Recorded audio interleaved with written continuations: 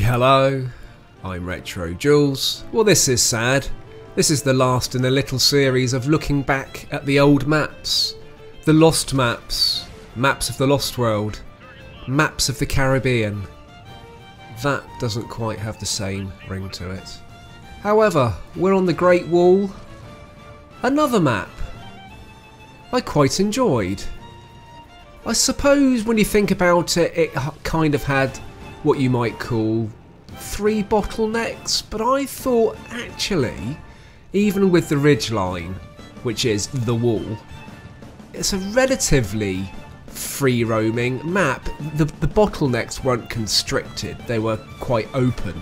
So this side of the map was quite wide with rocks and little niches and bushes to hide behind. You could then go sort of towards the G sort of 5-6 area and you could spot the whole east and north of the map if you were a light tank, and possibly even play that ridgeline and sneak down on RT. A lot of the teams would tend to lemming train on this map, and they would either go straight through the K line, or more often than not I found that they would all go up to sort of B9, but mainly, if I think about it, it was the K line, and I would be the idiot that would go up to the B9 in my little light tank to just have a little look because nobody had covered that part of the map. Come over the top and there'd be about 6 tanks which would pelt the hell out of me, and that was game over. And that is also back in the day when my tanking perhaps wasn't quite as good as it is today, or I'm better than I was then, should I say, and I wouldn't even do that now. I wouldn't even take that chance. The slightly more sensible tanker in me, who secretly is trying to improve his stats, and it's working. But I enjoyed this map. It was a good size map. I mean, I've just travelled pretty much the whole map while we've been talking, and this map was a record that. It was something happened in this game that I was going to keep for a montage, so it doesn't have a beginning and it doesn't really, it might have an end, I can't remember, and I just recorded it as a record that and found it in my collection, and I thought, yeah, we haven't got the Great Wall anymore, and this is probably the reason why I kept it. Sneaking up on a step, and it looks like Artie has given up the will to live, which is just as well, because it wasn't going to live much longer. Do you miss this map? I thought this map was very playable. I thought it was, I'd say it was suitable for all tank types. I don't think Artie really had any blind spots as such on this map. There was plenty of lines of sight for the tank destroyers. It was good for scouting. A good map, and I'm going to stick with that. I enjoyed this map. It was never a map that will come up and you go, oh god, this map again. It's very, very playable.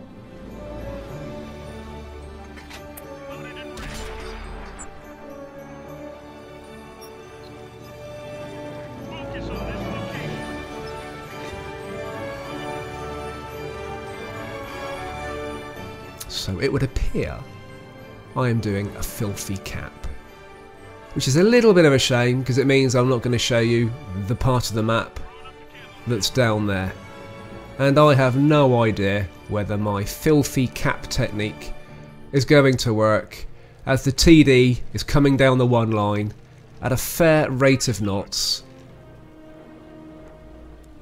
There's a waffle up there, there's 2 waffles up there. A platoon of waffles. 24 seconds left. Is Retro gonna pull it off? Thing is, can't help thinking we had the advantage in this game, so I'm not quite sure why I've done this cap. So we'll just stick with the cap. It may be a little bit boring. It's a shame that I couldn't show you more of this map. But you never know, I might run. No!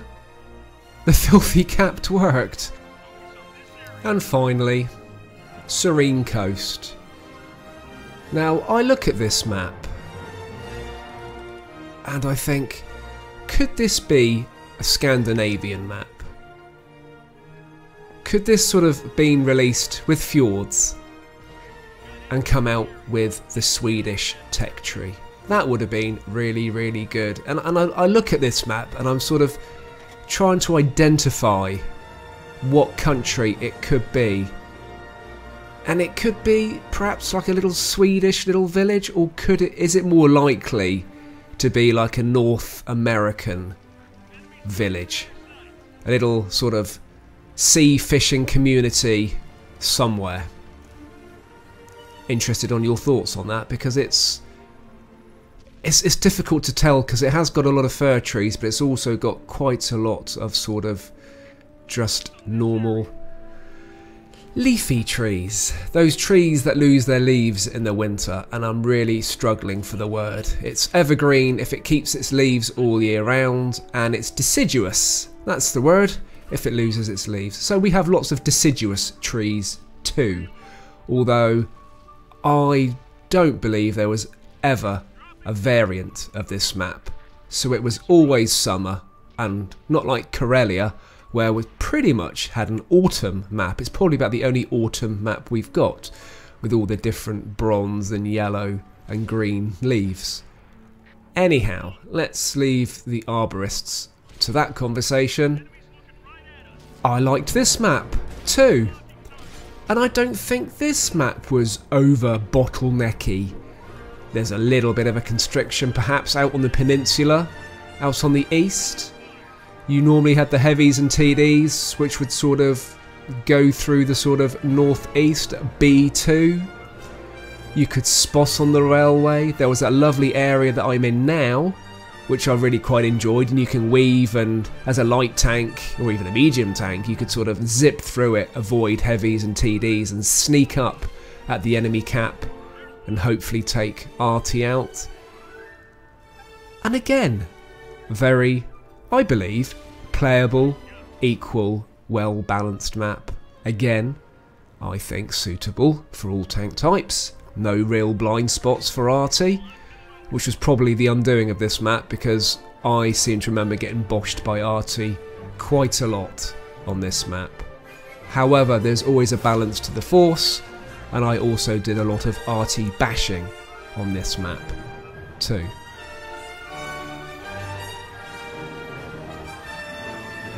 So no idea again why I kept this piece of footage. It was just some footage I found, and it was one of the lost maps in my AMX 31er.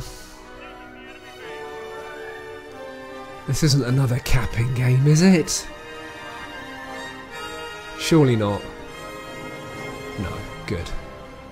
Might get to see all this map, hopefully.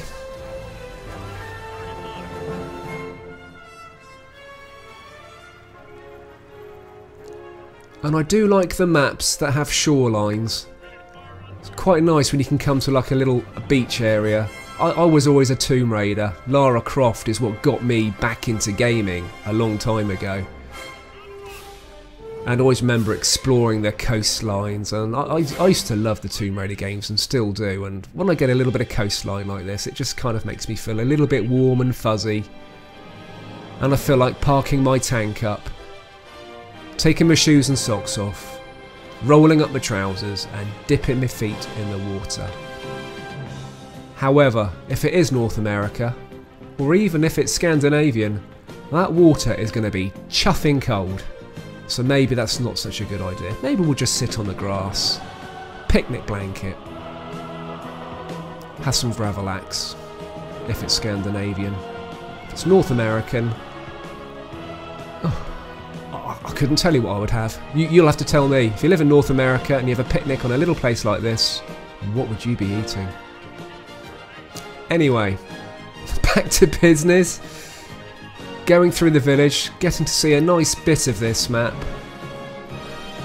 Did you like this map? Did you hate it? Why? I look at this map and I think it's beautifully detailed as we come through here. And it's also made me wonder, not that I have time to do more videos than I already do, but I was wondering whether I should do a series of videos where when the game has finished and it's all frozen in the replay, whether I should do fly-throughs of the maps with a bit of music and just log them and have them on the channel so that they're always there, because some of the detail in these maps is stunning and the buildings are amazing, and you don't get to appreciate it when you're playing. You're purely focused on strategy and destroying tanks and finding tanks, and very rarely do you get to actually smell the flowers. And I thought if I did a series of these little videos, they'd be on the channel for people to just have a look at the maps with a camera fly through and a bit of music and just sort of appreciate the maps for their beauty rather than their tactical prowess. Yeah, so not great on silver, decent XP, but that was Serene Coast, and that was the last reflection on the maps that we've lost. I hope you enjoyed that final look. Keep safe, keep tanking, and I'll see you soon.